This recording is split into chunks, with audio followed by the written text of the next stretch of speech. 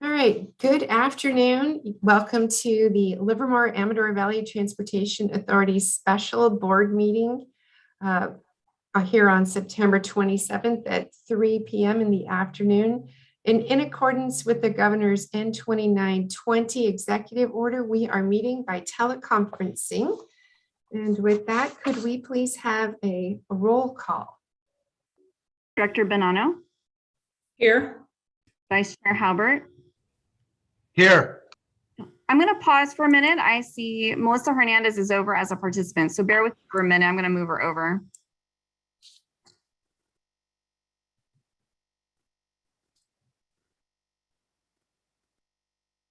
There we go. Okay, Director Hernandez. Here. Director Josie. Here. Director Kick. Here. Director Naram. Here. Chair Brown. Here. We have a quorum.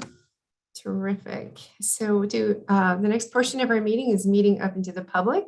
These are for items that are not listed on the agenda, but have to do with the Wheels LAVTA purview and responsibility. Do we have anybody wishing to speak on items open to the public? So I don't see any attendees in this meeting, and I did not receive any comments via email today. Okay, thank you. I'll close the public hearing and we'll move on to agenda item 4, which is the potential purchase of 16 new 40-foot diesel electric hybrid replacement buses. Could we have a staff report, please? Yes, thank you, Chair Brown. Before you today is Resolution 30-2021, which staff is recommending you approve to authorize the Executive Director to execute documents in a form approved by legal counsel to purchase 16 new 40-foot diesel electric hybrid replacement buses. And this would be in accordance with LAVTA's 2021 Capital Improvement Program. LAVTA's fleet has 66 buses currently that we use to operate service. As those buses age, we retire them to keep our fleet in a state of good repair and continue to provide reliable service on the streets for our customers. In accordance with the 2021 Capital Improvement Program, a total of 16 of those buses are ready to be retired now from the model years of 2007 and 2009. There is more detail in the staff report about that retirement schedule, but given that planning process, we secured funding from the Federal Transit Administration earlier this year to support the replacement of those 16 buses. And per regional policy set by the Metropolitan Transportation Commission, they will provide up to 80% in federal funding for vehicle replacements up to a certain price ceiling that's kind of set by regional survey. And so we set about, staff to basically begin the procurement of those buses, going over kind of the desired specifications we wanted for our fleet. I know that the board and staff have been talking a lot the last few months, longer than that, about our zero emission bus transition planning. And this purchase doesn't really play into that time horizon quite yet. So current board policy is to acquire diesel electric hybrid buses to help lower emissions in our communities and achieve fuel economy, among other benefits of utilizing hybrids. So as we were going along with our procurement activities and our specifications, we learned that one of the key components in the vehicles we desired wasn't going to be available for purchase after September 30th. And that's one reason we're having this special board meeting today, as opposed to doing this next week. We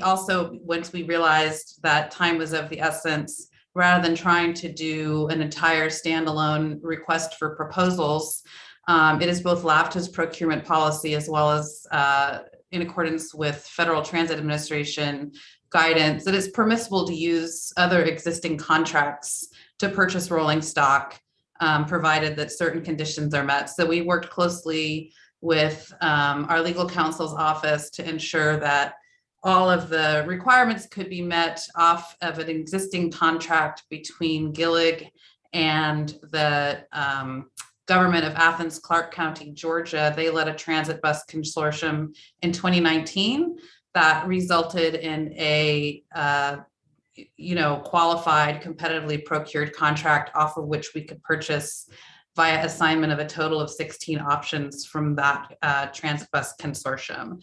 So we have been working through all that and are now ready to request the board authorize we purchase the buses. The fiscal impact is noted in the staff report. The total value of the purchase is estimated to be $15,033,488 for the 16 buses. And it's expected that they would, once ordered, be delivered within 12 months. So they won't be delivered in this fiscal year, probably the next one. But in general, we have the funding budgeted in the current fiscal year. And then for anything on top of what would be required on delivery, we would go back into the capital improvement program and probably add additional TDA funds as needed. So that summarizes my staff report. I'd be happy to answer your questions or otherwise hear your feedback. But given that, staff recommends that the board approve resolution 30/2021, authorizing the executive director to execute documents to purchase 16 replacement 40-foot buses. All right, thank you for the staff report. Do I have any, if you just want to raise your hand, or Dean, if you want to shout out any questions from our board? Gina? I can't. Yeah, thank you. Thank you, Jennifer, for that.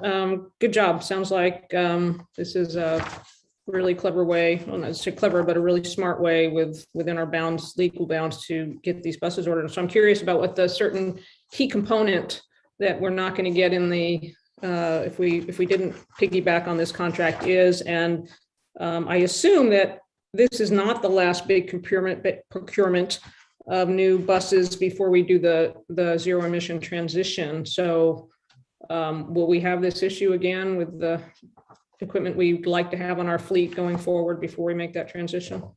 So I can probably answer both those questions kind of the same way because they're interrelated. I think the key component, it's the hybrid propulsion system that is basically on a hybrid bus. You don't call it a transmission, but it's the transmission. Is from one supplier.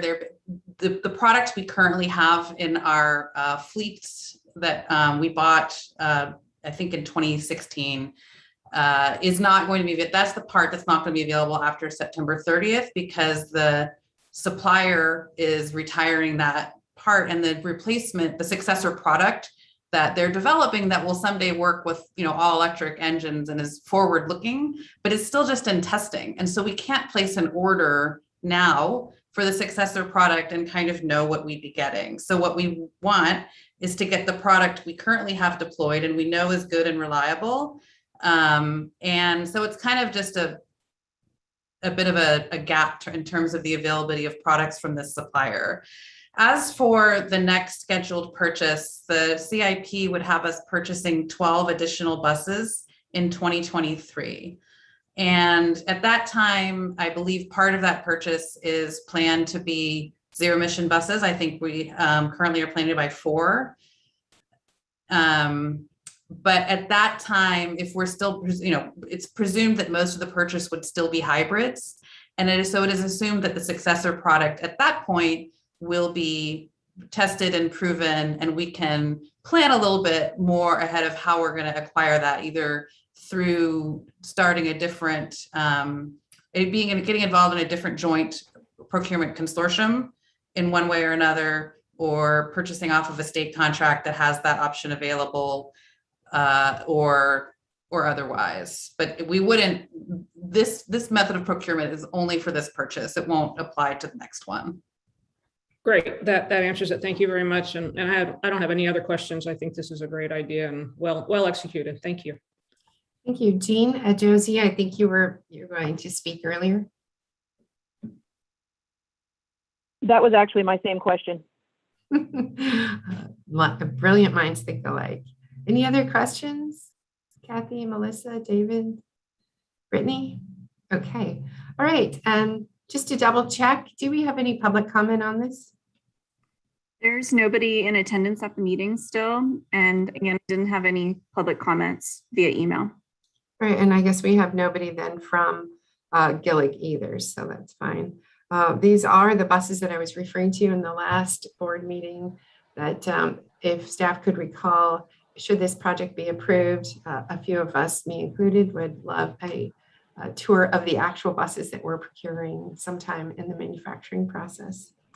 Okay, so with that, I will close the public hearing and bring it back to the commissioners. Do we have anybody that would like to make a motion for the approval of these 16 buses? Move approval, Hernandez Halbert. will approve. Right. All right, a motion made Hernandez and by Halbert. Halbert and then seconded by Hernandez. Could we get a roll call vote, please? Director Bonanno, Aye. Vice Chair Halbert, Aye. Director Hernandez, Aye. Director Josie, Aye. Director Kick, Aye. Director Nara, Aye. Chair Brown. Aye. Motion passes. Terrific. All right. That's the exact purpose of our meeting today. So thank you. We do have matters initiated by board members since this is a special board meeting. Seeing no hands. The next meeting date is scheduled for a traditional board meeting, and that is October 4th. This meeting is adjourned.